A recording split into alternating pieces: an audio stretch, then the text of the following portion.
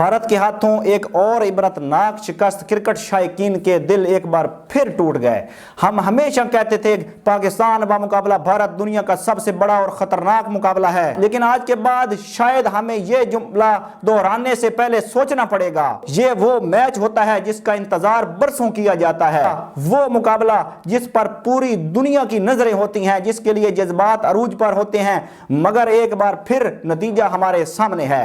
यकतरफा शिकस्त पाकिस्तान टीम ने अपने चाहने वालों को शदीद मायूस किया है। उम्मीदें टूट गईं, ख्वाब बिखर गए और करोड़ों दिल उदास हो गए। क्या वाकई हमारे मुल्क में टैलेंट खत्म हो गया है या फिर मसला कहीं और है? आज गली मोहल्लों में खेलने वाले बच्चे भी इससे ज्यादा जज्बे और गैरत के साथ क्रिकेट खेलते नजर आते हैं। खास तौर पर हमारे देहात के नौजवान जो महदूद सहूलियात के बावजूद बेहतरीन खेल दिखा रहे हैं, क्या वो इनसे कम हैं? बाबर आजम जो हमारे किंग हैं, बस यही नाम के किंग हैं, बस 2021 के बाद मुसलसल मुश्किलात का शिकार हैं। सवाल ये है कि कारकर्दगी की बुनियाद पर फैसले क्यों नहीं हो रहे? शाहीन अफरीदी को छोटी छोटी टीमों से इतनी मार पड़ रही थी। नेदरलैंड और यूएसए की जो कमजोर टीमें हैं, जो कल ही क्रिकेट में आए हैं, शाहीन अफरीदी जैसे बॉलर्स, फिर छोटी टीमों के बैट्समैन भी उन पर हावी हो रहे थे। तो फिर इतने बड़े मैच में वही पुरानी हिकमत अमली क्यों दोहराई गई? नसीम शाह को मौका क्यों नहीं दिया गया? क्या टीम सिलेक्शन कारकर्दगी पर हो रही है या किसी और बुनियाद पर? जब सुलेमान अली आगा ने इब्तिदा में पहली विकेट हासिल कर ली तो अभिषेक शर्मा जैसे खतरनाक बैट्समैन को आउट किया, तो फिर इसी लम्हे दबाव की हिकमत अमली क्यों ना अपनाई गई? इस वक्त प्रेशर बन चुका था, इसे बरकरार रखने की जरूरत थी। उस्मान तारिक को उस वक्त लाना चाहिए था जब ये हरीफ दबाव में थे। हिकमत अमली यही होती है कि जब मुखालिफ टीम मुश्किल में हो तो उसे मजीद घेर लिया जाए, और सच ये है उस्मान तारिक और साइम अयूब ने सबसे बेहतर बॉलिंग की है। ये सवाल आवाम के हैं, मसला टैलेंट का नहीं, मसला फैसलों का है, मसला हिकमत अमली का है, मसला टीम मैनेजमेंट का है। ये वो मैच होता है जिसे सिर्फ क्रिकेट शायकीन ही नहीं बल्कि वो लोग भी मैच देखते हैं जिन्हें क्रिकेट का शौक तक नहीं होता। जब पाकिस्तान बामुकाबला भारत होता है तो पूरी दुनिया रुक जाती है।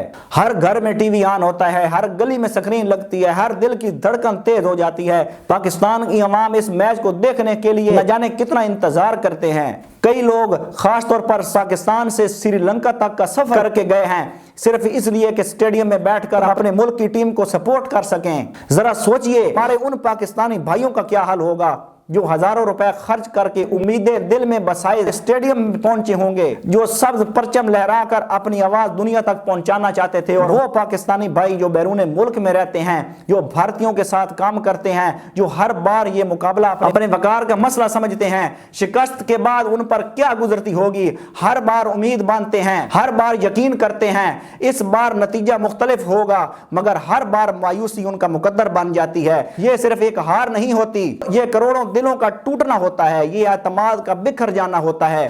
पाकिस्तानी अवाम हमेशा अपनी टीम के साथ खड़ी रहती है। हम बहैसियत कौम, हम बहैसियत शायकीन, हमारी सबसे बड़ी मजबूरी सिर्फ एक है और वो है सब्ज हिलाली परचम। हम इस परचम की मोहब्बत में सब कुछ बर्दाश्त कर लेते हैं, मगर सच ये है कि मौजूदा कारकर्दगी को देखकर दिल ये सवाल जरूर करता है कि क्या ये टीम वाकई इस परचम की नुमाइंदगी के काबिल नजर आती है? यही हमारे किंग हैं, यही हमारे पावर हिटर हैं, यही है दुनिया के खतरनाक बॉलर। क्या किसी एक खिलाड़ी ने भी ये कोशिश की कि मैच का रुख बदल दे? क्या किसी ने छक्का मारने की हिम्मत दिखाई है? क्या पूरी टीम में एक भी ऐसा बैट्समैन है जिस पर कौम को ये यकीन हो कि ये हर सूरत हिटिंग करेगा, हर सूरत मैच को बदल देगा? फखर जमान भारत के खिलाफ बेहतरीन स्ट्राइक रखने वाले बैट्समैन हैं, कई सालों से भारत के खिलाफ नुमाइंदगी करते आए हैं, अच्छी कारकर्दगी दिखाते आए हैं, फिर उन्हें यह मौका क्यों नहीं दिया गया? और अगर हमें पावर हिटर चाहिए था तो ख्वाजा नाफे जैसे नौजवान को क्यों नजरअंदाज किया गया, जो जारहाना अंदाज रखते हैं, जो हमेशा नक्शा बदलने की सलाहियत रखते हैं। हम भारत के खिलाफ मैच खेल रहे थे, लेकिन कहीं से भी ऐसा महसूस हो रहा था कि हम कोई बड़ा मुकाबला खेल रहे हैं। ये वही मुकाबला है ना जिसके लिए दिलों की धड़कनें तेज हो जाया करती थीं। ये वही मैच है ना जो आखिरी गेंद तक जाता था, कभी एक रन का फर्क, कभी आखिरी ओवर का सनसनीखेज ड्रामा, कभी आखिरी गेंद पर फैसला।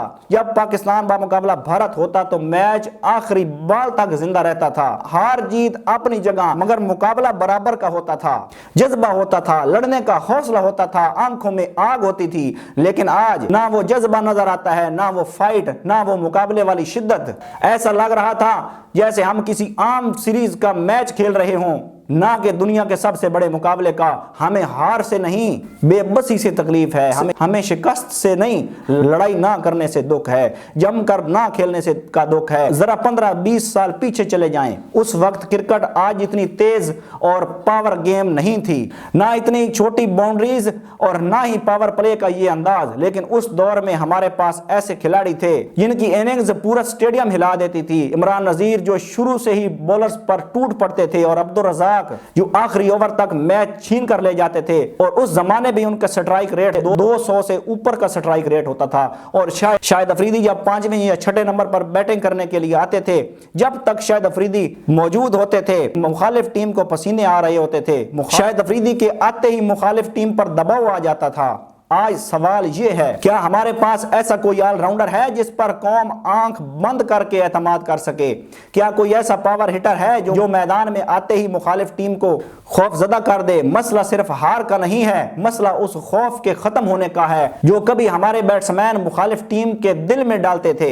जब तक सिलेक्शन मेरिट पर नहीं होगी, पाकिस्तान बड़ी टीमों के खिलाफ कोई भी बड़ा मैच नहीं जीत सकता। पिछले 5-6 आलमी यूनिट्स देख लें, मुसलसल उन्हीं खिलाड़ियों पर इंहिसार करते रहे हैं, कारकर्दगी सवालिया निशान बन रही है, मगर तब्दीली नहीं आई।